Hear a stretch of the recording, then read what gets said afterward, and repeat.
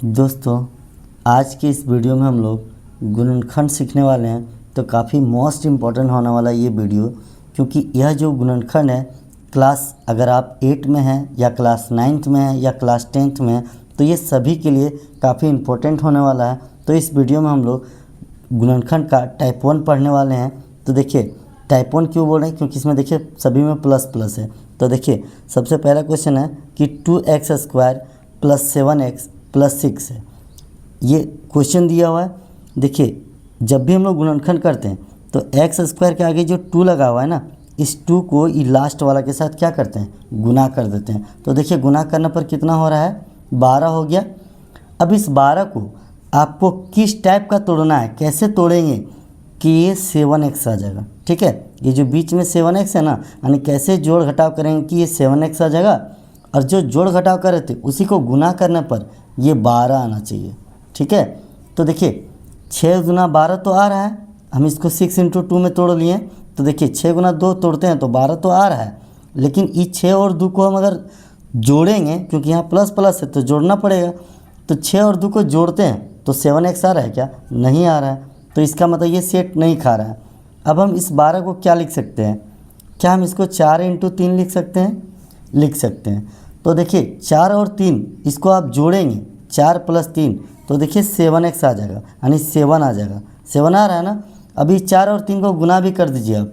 देखिए 4 गुना 3 करेंगे तो देखिए 12 भी आ रहा है। इसका मतलब इसके लिए ये जो है 7x इसके लिए परफेक्ट सेट कर गया। अगर ये सेट कर गया तो आपको कुछ करना नहीं है, बस इसमें x लगा देना है। देखिए 4x और 3x कितना हो गया, 7x हो गया। यानी यहाँ पर हम लिख देंगे इसको 2x² उतार देंगे। ठीक है, और इस 7x जो है इसके बदली हम क्या करेंगे कि यहाँ लिख देंगे 4x और +3x लिख देंगे, लिख दिए। और इस 6 है तो 6 को भी क्या करेंगे, उतार देंगे।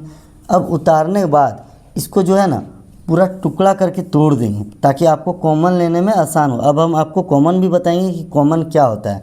देखिए 2x² है तो इसको हम क्या लिख सकते हैं, 2 × x लिख सकते हैं।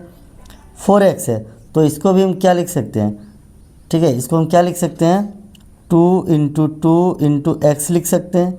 और 3 × x लिख सकते हैं। और 6 को क्या लिख सकते हैं, 3 × 2 लिख सकते हैं।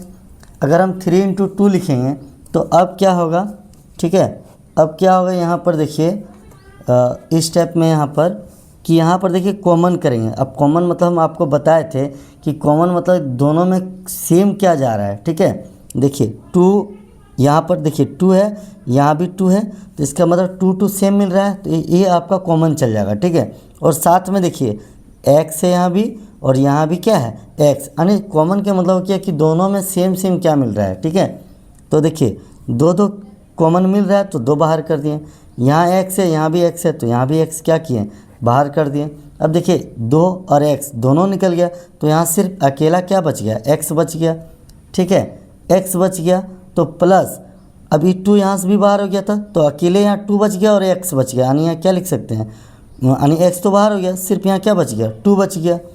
ठीक है, प्लस अब यहाँ देखिए कॉमन यहाँ x नहीं जा रहा है, तो जब यहाँ x कॉमन नहीं जा रहा है तो कॉमन क्या जा रहा है, 3 जा रहा है। यहाँ 3 है तो 3 कॉमन चल गया। तो अब क्या बच गया, कॉमन में x बच गया और प्लस ये 2 बच गया ना दोस्तों। अब देखिए ये दोनों अगर सेम हो गया गुणनखंड में, तो समझिए कि आपका जो गुणनखंड है वो सही है। तो देखिए ये 2x और ये 3 एक साथ रख देंगे, रख दिए। आज दोनों में से एक ठो निकाल के लिख देंगे, x + 2 लिख दिए। आपका ये गुणनखंड बनकर रेडी हो गया, यानी आपका बन गया गुणनखंड। ठीक है, अब हमारा जो नेक्स्ट क्वेश्चन है कि x² + 9x + 20। देखिए आपको इसी तरह क्या करना है, गुणनखंड करना है। ठीक है, तो देखिए x² के आगे कुछ नहीं, कितना है, 1 है। इस 1 को ना 20 से मल्टीप्लाई कर देंगे तो देखिए कितना आ जाएगा, 20 आ जाएगा। अब जब 20 आ जाएगा तो 20 को हम क्या लिख सकते हैं, 5 × 4 लिख सकते हैं, है ना, 5 × 4 लिख सकते हैं। तो क्या 5 और 4 को हम ऐड करेंगे तो 9x आ रहा है, बिल्कुल आ रहा है।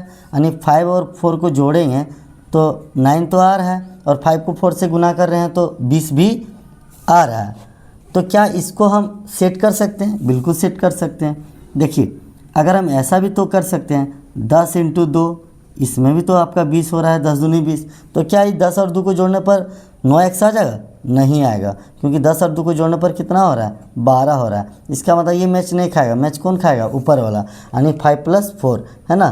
तो चलिए इसको हम सेट कर लेते हैं यहाँ पर, ठीक है। यहाँ लिख देंगे x² और यहाँ इस 9x के बदले में क्या लिख सकते हैं? 5x प्लस क्या लिख सकते हैं? 4x। और 20 है तो 20 का 20 लिख देंगे, लिख दिए। अब इसमें हम x² को हम क्या लिख सकते हैं? x × x। 5x को हम क्या लिख सकते हैं? 5 × x प्लस 4x को भी क्या लिख सकते हैं? 2 × 2 × x प्लस 20 है तो 20 को 2 दूनी 4 पचे 20, यानी लिख सकते हैं इस तरह से। तोड़ देंगे, पूरा विस्तार में तोड़ देंगे, ठीक है। और तोड़ने के बाद इसका कॉमन कर देंगे, ठीक ना। तो देखिए यहाँ x, यहाँ भी x मिल रहा है, यहाँ भी x, यहाँ भी x है, तो आप x कॉमन ले लीजिए। जब आप x कॉमन ले लेंगे तो यहाँ पर एक तो x तो बच जाएगा, यहाँ से x निकल गया तो बच क्या गया? 5 बच गया। प्लस अब इसमें दोनों में हम लोग कॉमन कर लिए, अब ये दोनों में भी कॉमन करेंगे, ठीक है। तो यहाँ देखिए 2 2 सेम मिल रहा है, x तो मिल नहीं रहा है, तो 2 2 कॉमन मिल रहा है, तो 2 कॉमन बाहर कर दिए, ठीक है। साथ में और 2 भी मिल रहा है, ठीक है। दोनों में देखिए यहाँ भी 2 ठो 2 मिल रहा है, यहाँ भी 2 ठो 2 मिल रहा है, तो 2 ठो 2 बाहर कर दिए। तो यहाँ क्या बच गया? x बच गया, और यहाँ क्या बच गया? 5 बच गया। तब देखिए x × x प्लस 5 प्लस 2 दूनी कितना लिख सकते हैं हम? 4 लिख सकते हैं। अब अंदर में क्या, ब्रैकेट के अंदर में x प्लस 5। अब हम इसको क्या करेंगे दोस्तों? ये x और 4 एक साथ रख देंगे, x प्लस 4, ये दोनों में से एक ठो x प्लस 5। अगर ये दोनों आपका सेम है तो समझिए आपका गुणनखंड बिल्कुल सही है दोस्तों। और नेक्स्ट क्वेश्चन जो है दोस्तों आपका, ये आपके लिए होमवर्क रहेगा दोस्तों। आपको होमवर्क में सेंड करना है, यानी आपको कमेंट में भेज देना है कि इसका आंसर क्या होगा। अगर वीडियो आपको अच्छा लगा तो वीडियो को लाइक कीजिएगा, चैनल में नए हैं तो चैनल को सब्सक्राइब करिए। Thanks for watching.